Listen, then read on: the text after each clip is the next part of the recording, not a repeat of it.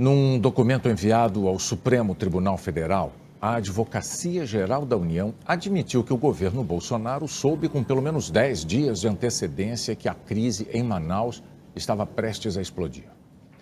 O documento mostra ainda que uma das medidas adotadas pelo governo em reação a esse alerta foi o envio de um medicamento que não tem efeito comprovado, nem na prevenção, nem no tratamento de doentes. O alerta de colapso na saúde pública do Amazonas foi dado no fim de dezembro e o Ministério da Saúde em Brasília sabia. Quem admite é a Advocacia Geral da União, num ofício em resposta à cobrança de um plano para o enfrentamento da crise da saúde em Manaus, feita pelo ministro do Supremo, Ricardo Lewandowski. De acordo com a AGU, já na última semana de dezembro de 2020, o acompanhamento da situação sanitária relativa à cidade de Manaus revelou aumento significativo no número de hospitalizações. Isso levou o Ministério da Saúde a providenciar reuniões de seu secretariado entre os dias 13 e 4 de janeiro.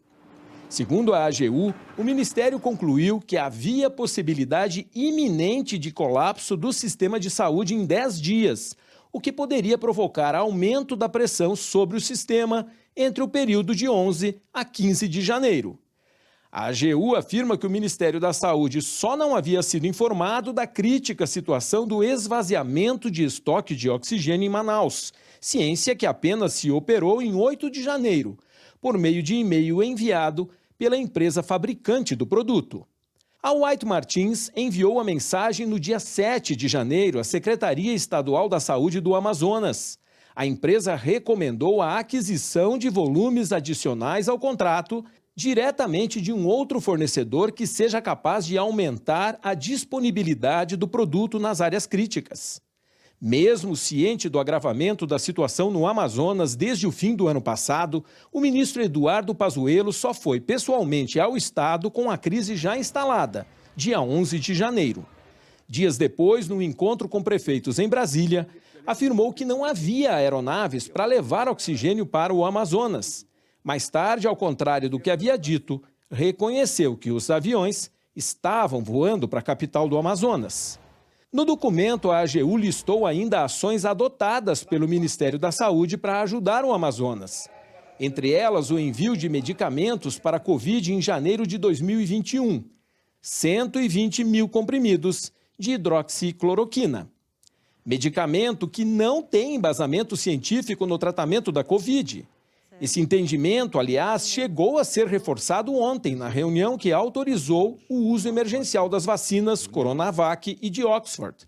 Diretores da Anvisa apontaram a falta de alternativa terapêutica no combate à Covid. Até o momento, não contamos com alternativa terapêutica aprovada disponível para prevenir ou tratar a doença causada pelo novo coronavírus. Mesmo assim, hoje, quando comentava a liberação da aplicação das vacinas, o presidente Jair Bolsonaro voltou a insistir na suposta existência de alguma forma de prevenção terapêutica da Covid neste vídeo publicado numa rede social pelo vereador do Rio de Janeiro, Carlos Bolsonaro, do Republicanos, filho do presidente Jair Bolsonaro.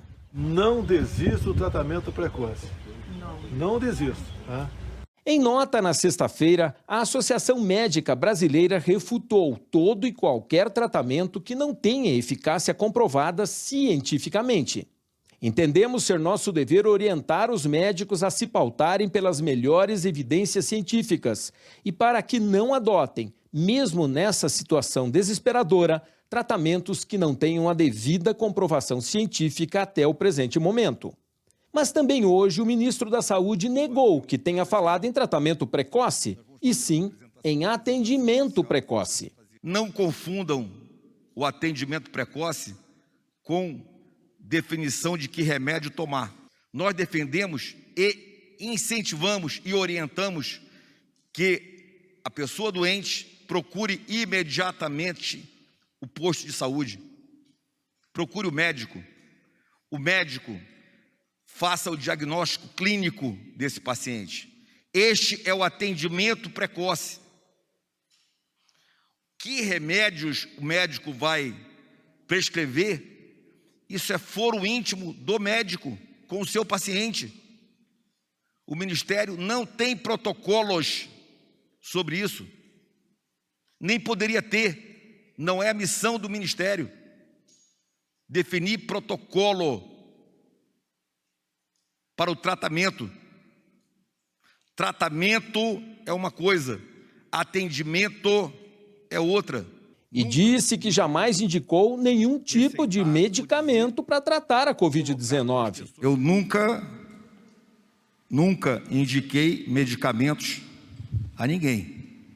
Nunca autorizei o Ministério da Saúde a fazer protocolos indicando medicamentos. Eu estou sendo bastante enfático nisso, porque eu não gostaria que ficasse a ideia errada.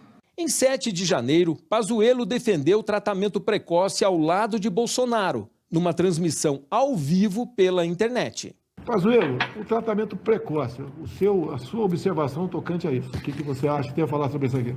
É fundamental. Não existe outra saída senão nós diagnosticarmos pelo médico o mais rápido possível e iniciar o tratamento precoce o mais rápido possível. É isso que salva vidas, é isso que evita que as pessoas piorem e tenham que ir para uma UTI e ser entubados.